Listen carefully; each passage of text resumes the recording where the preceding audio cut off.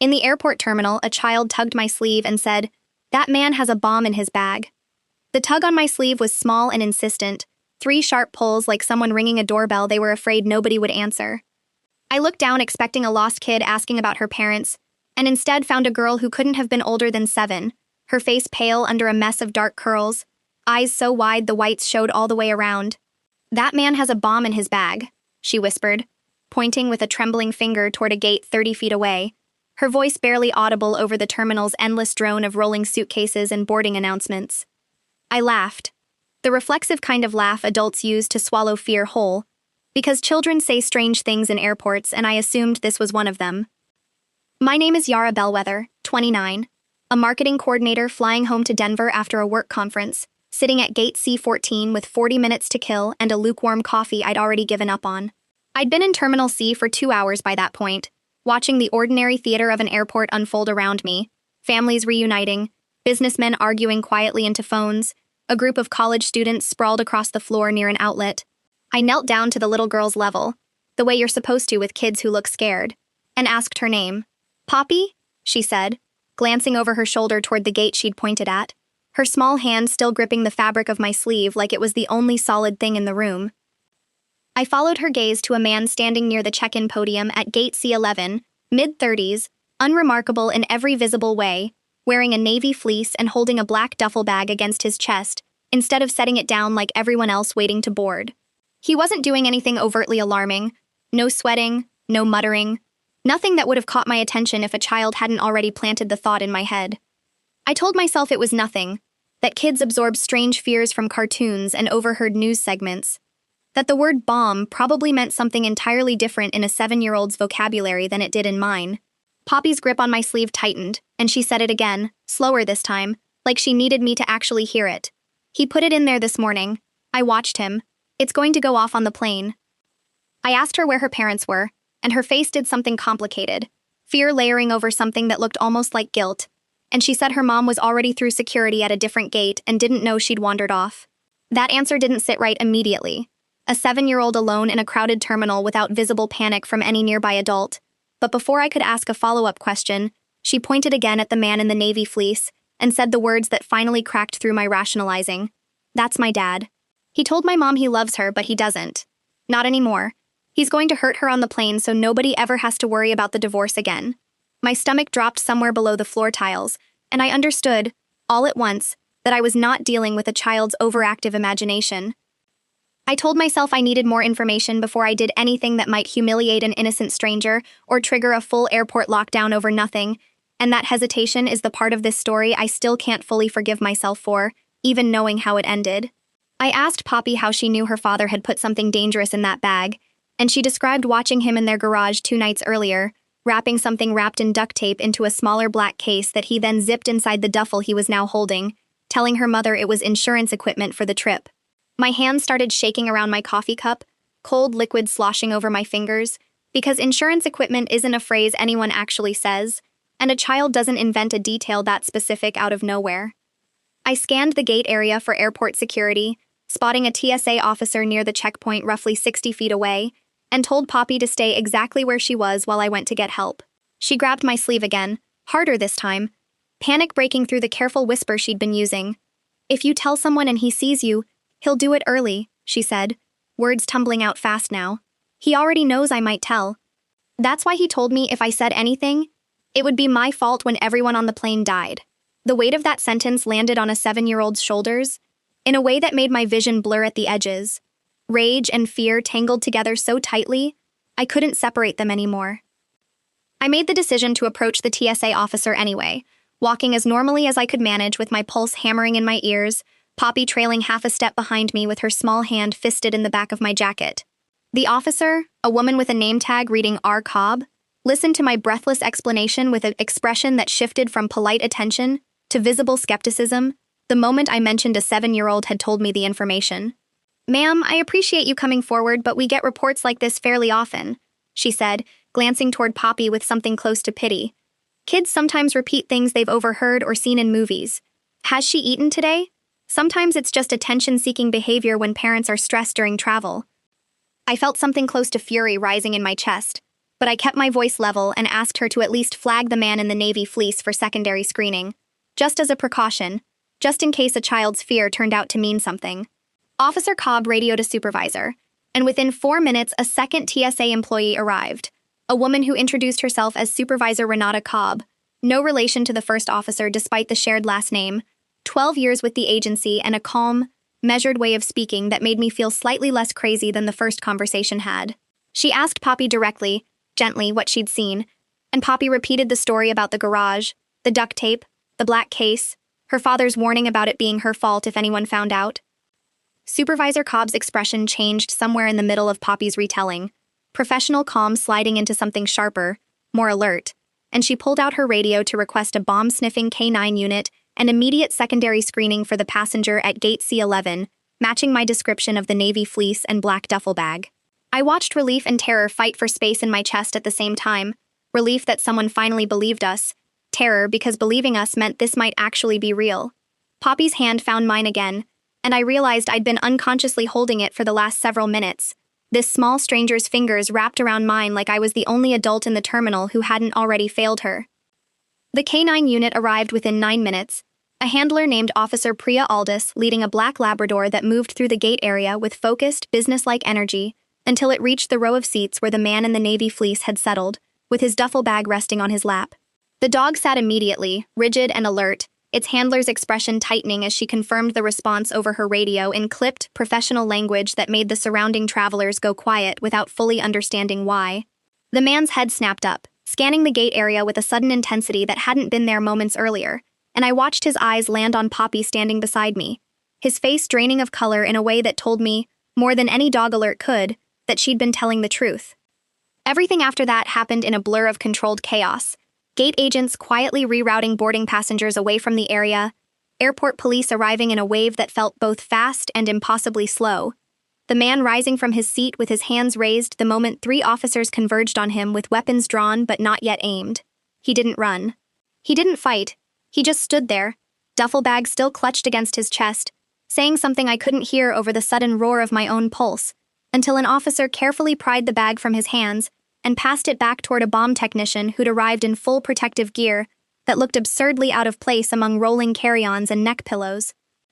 Special Agent Desmond Okafor arrived roughly 20 minutes later, a member of the FBI's Joint Terrorism Task Force, with 14 years of federal experience, his badge and credentials moving him past every checkpoint the rest of us had been stopped at. He found me and Poppy sitting together in a small airport security office, a female officer keeping watch nearby while we waited for someone to explain what was happening, and he crouched down to Poppy's eye level with a gentleness that surprised me given the intensity of everything unfolding around us. "You did something very brave today," he told her, and Poppy, who had been holding herself together with visible effort for almost an hour, finally started crying in the overwhelmed, relieved way children cry when the adult world finally catches up to what they already knew. Agent Okafor explained to me, once Poppy had calmed enough to be handed off to a child advocate, that the man's name was Holt Sinclair, 36, and that the woman he'd apparently been targeting, his estranged wife Dahlia Sinclair, was already seated on a connecting flight departing from a different gate less than an hour later, traveling with a man named Foster Lang, described in preliminary interviews as her new partner since the separation 4 months earlier. The bomb technician's initial assessment, later confirmed through forensic analysis, found a functional improvised explosive device inside the black case Poppy had described, wired with a detonator small enough to fit inside a standard carry-on, and powerful enough to cause catastrophic damage within the confined cabin of a regional jet. I asked Agent Okafor how Poppy had ended up alone in the terminal, separated from her mother, close enough to witness her father's plan without him realizing she'd understand what she was seeing.